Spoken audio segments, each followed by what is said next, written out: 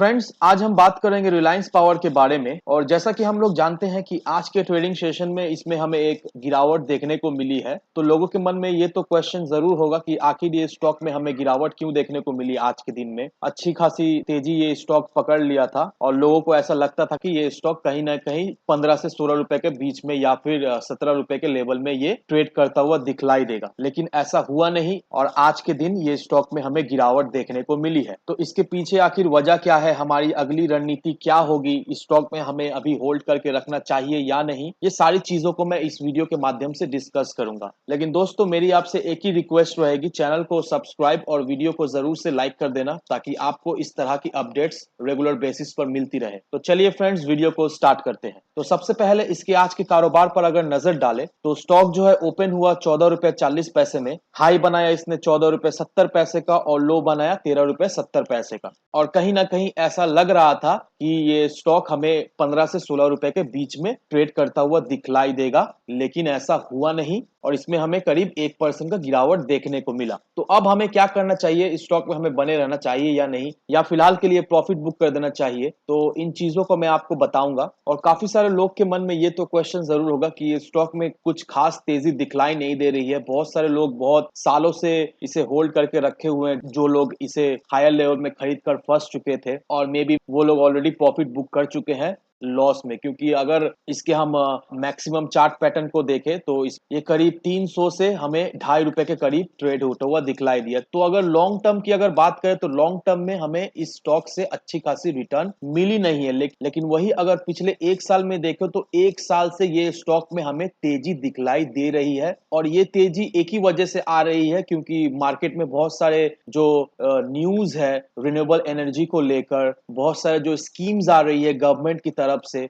तो उससे सारे पावर सेक्टर के स्टॉक में हमें एक अच्छा खासा मूवमेंट दिखलाई दिया है। और रिलायंस पावर भी पीछे नहीं रहा, वो भी एक बेनिफिट उठाता हुआ दिखलाई दिया है और एक साल में इसने 237% का रिटर्न बनाकर दे दिया है इन्वेस्टर्स को। तो दोस्तों, आप एक बात को तो जान लो कि ये कंपनी जो है बिल्कुल डूब गया था, लेकिन अब जो पावर सेक्टर में जिस तरह से ग्रोथ हमें दिखलाई दे रही है, तो हम ये कह सकते हैं कि ये एक मस्ट स्टॉक है। अगर आपके पोर्टफोलियो में ये स्टॉक नहीं है तो आप गलत कर रहे हैं। ये स्टॉक को जरूर से आप अपने पोर्टफोलियो में ऐड करके रखिए, क्योंकि ये स्टॉक इन फ्यूचर हमें एक अच्छा खासा मल्टीबैगर रिटर्न बनाकर दे जाएगा। क्योंकि जस्ट पिछले एक साल से इस स्टॉक में हमें एक तेजी बनते हुए दिखलाई दी है और ये तेजी ऐसे ही जारी रहेगी, क्योंकि ऑलरेडी हम लोग जानते हैं कि गवर्नमेंट क्या कर रही है और पावर सेक्टर को लेकर मार्केट में भी क्या न्यूज है, क्या रूमर्स है, सारी चीजें हम लोग ऑलरेडी जानते हैं। तो इस चीज का ये स्टॉक जरूर से बेनिफिट उठाता हुआ हमें दिखलाई देगा। तो अब देखिए, सबसे पहले ये जान लीजिए कि ये कंपनी आखिर करती क्या है। तो ऑलरेडी हम लोग जानते हैं ये कंपनी पावर सेक्टर में है, लेकिन ये लोग coal base, gas, hydro, wind and solar based energy project में भी काम करती है। तो आप देख ही सकते हो कि पावर रिलेटेड जो भी चीजें हैं,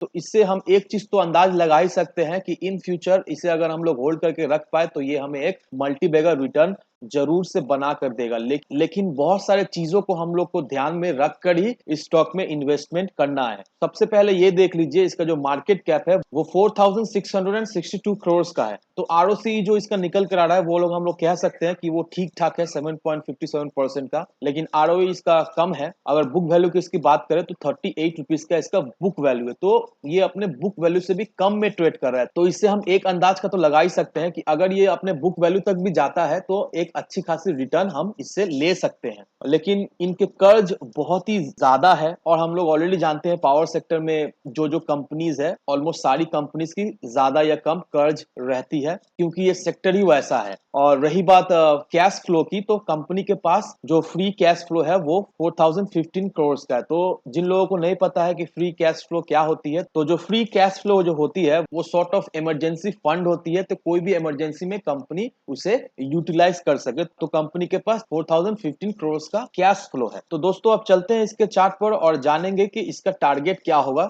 और मैं आपको काफी इंटरेस्टिंग चीजें दिखलाऊंगा जिससे आप अच्छी तरीका से समझ पाओ कि इस स्टॉक में आखिर चल क्या रहा है और आपकी स्ट्रेटेजी क्या होगी इस स्टॉक को लेकर। लेकिन एक बात का आप जरूर से ध्यान रखिएगा कि अगर आप लॉन्ग टर्म इन्वेस्टर है तो मेक श्योर दोस्तों आपको 1 महीने का चार्ट को फॉलो करने पड़ेगा, क्योंकि आप चाहते हो कि 4 साल 5 साल या 10 साल के लिए इन्वेस्ट करो तो आपको मंथली चार्ट देखना बहुत ही जरूरी होता है। तो अगर आप यहाँ पर मंथली चार्ट को देखोगे तो यहाँ पर क्लियरली इंडिकेट कर रहा है एक बाउल पैटर्न। तो आप देख ही सकते हो कि यहाँ पर जो है एक बाउल पैटर्न क्रिएट हो रहा है, और हम सभी लोग जानते हैं कि जब भी ये बाउल पैटर्न क्रिएट करता है तो ये ऊपर की तरफ ही जाता है और एक अच्छी रिटर्न देता है, और एक ब्रेकआउट भी इससे मिलने की चांसेस ज्यादा हो जाती है। तो दोस्तों अब चलते हैं इसके 1 दिन के चार्ट पर, और इससे हम ये जान पाए कि इसका शॉर्ट टर्म टारगेट क्या निकल कर आ रही है। अगर इसके आज के कैंडल दोस्तों अगर आप देखोगे तो यहाँ पर एक बियरिश कैंडल हमें दिखलाई दे रही है। तो इससे हम ये अंदाज लगा सकते हैं इसमें अभी बाइंग प्रेशर बहुत ही कम है, और जो सेलर है वो एक्टिव हो गए हैं। सेलर जो है अभी माल बेचना शुरू कर दिए, तो ये स्टॉक बहुत ज्यादा चांसेस है इसमें अभी हमें थोड़ी सी और करेक्शन देखने को मिले। लेकिन साथ ही साथ दोस्तों मैं आपको एक चीज बता दूं कि ये जो 12 रुपए का इसका जो सपोर्ट है ये बहुत ही मजबूत सपोर्ट है, और बहुत ही ज्यादा चांसेस है कि ये 12 रुपए के अपने सपोर्ट को तोड़े। क्योंकि अगर आप इस चार्ट को अगर फॉलो करोगे तो आप देखिए यहाँ पर, फिर यहाँ पर, फिर यहाँ पर, तो आप देख ही सकते हो कि 3 बार इसने क्लोज टू 12 रुपए के करीब इसने सपोर्ट लिया और उसके बाद बाउंस बैक होते हुए दिखलाई दिया। तो शॉर्ट टर्म में अगर हम लोग स्टॉप लॉस लगाए तो 12 रुपए के करीब एक स्टॉप लॉस हम मेंटेन कर सकते। लेकिन जो लोग चाह रहे हैं कि इसमें नए से एंट्री लेने का, तो कौन सा प्राइस अच्छा होगा एंट्री लेने के लिए, तो 12 से 12.5 रुपए के करीब या 12 से 13 रुपए के बीच में अगर ये स्टॉक आपको मिलती है तो आप इसमें खरीदारी कर सकते हो। और रही बात इसकी